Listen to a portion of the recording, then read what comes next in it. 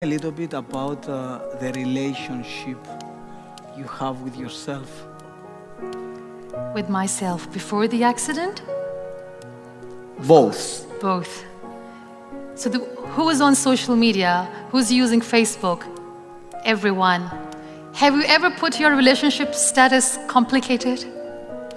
My relationship with myself before I was here was so complicated. It was all about people. It was never about me.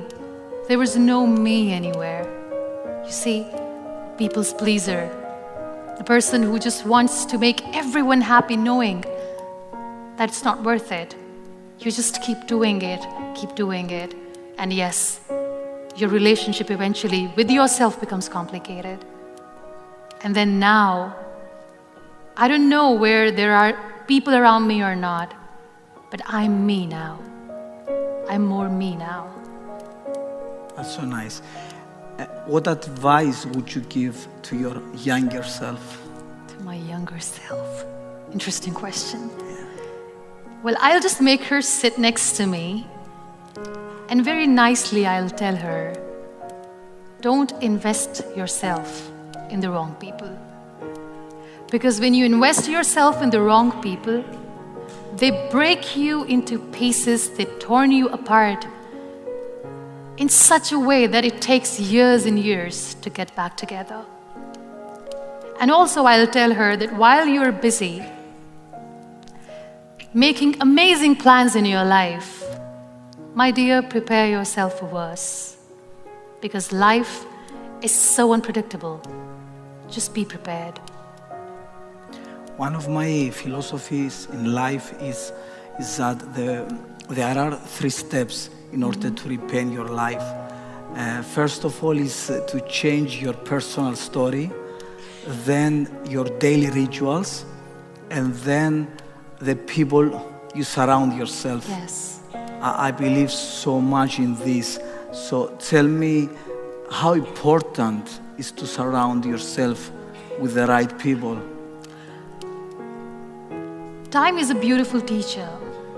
It filters out the extras from your life, including people. Being in the wheelchair in 12 years, I've met 3 categories of people. Number 1 category is of the people who see you in the misery, in pain, and they back off. They're like, we are gone, we can't handle.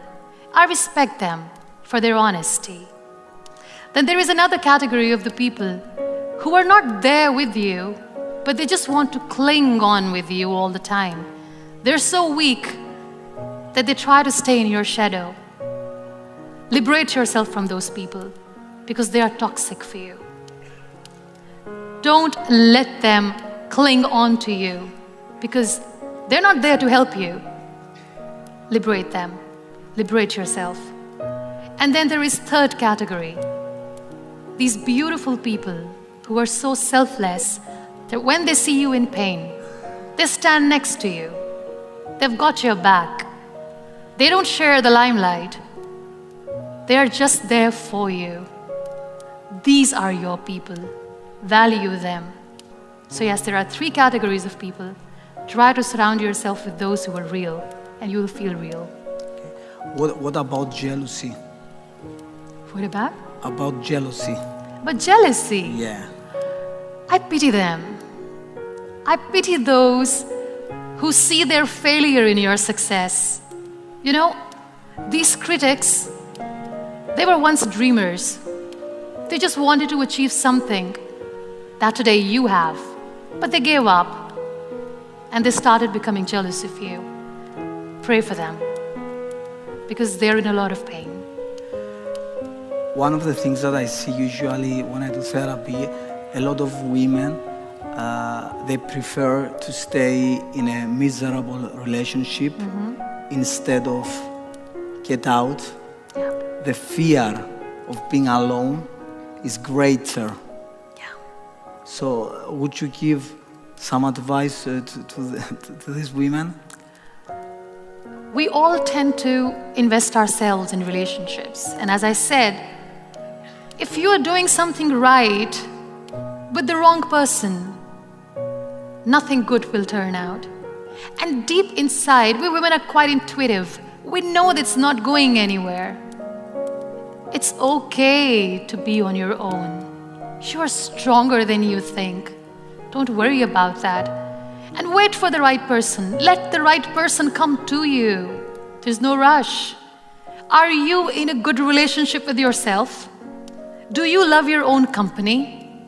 If you're miserable alone, I'm sorry, your partner will be miserable with you. So we need to understand that we need to love our own company. Only then people will love to enjoy our company too. And don't rush. Wait for the right person. Because if it's meant to be, it will be.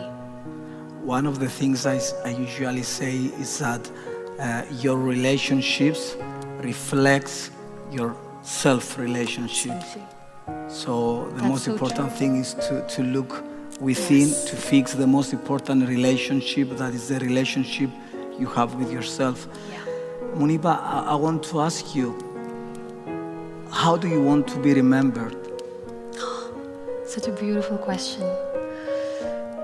I want to be remembered as an empath, somebody who just didn't say that I feel your pain, but I want people to see that when I say this, I mean it. And as far as my life story is concerned, I don't know how my story will end. Maybe it will never end. But yes, nowhere in my text the world will ever read I gave up. Apart from art, what kept you going in life? I think all sorts of art kept me going. I love music. I used to sing. I still sing lullabies for my son. And just like painting, art, music is so therapeutic. So I love music.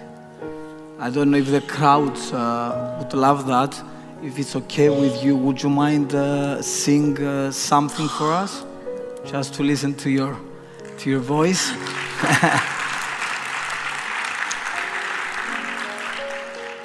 Have you watched Tangled?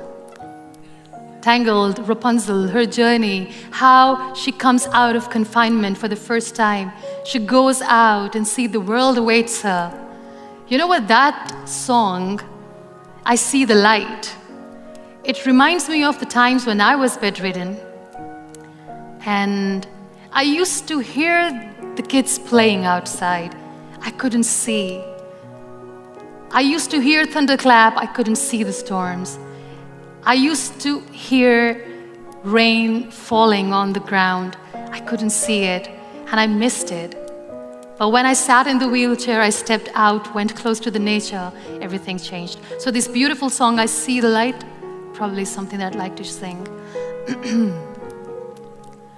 All those days watching from the windows, all those years outside looking in, all that time never even knowing just how blind I've been.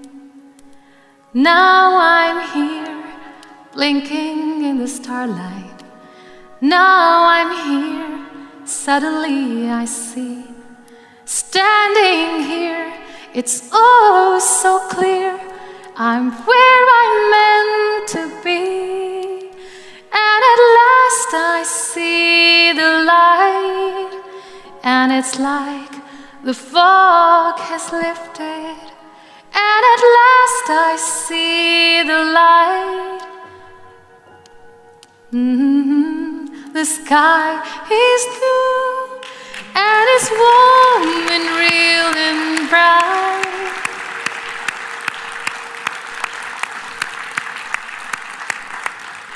And the world has somehow shifted.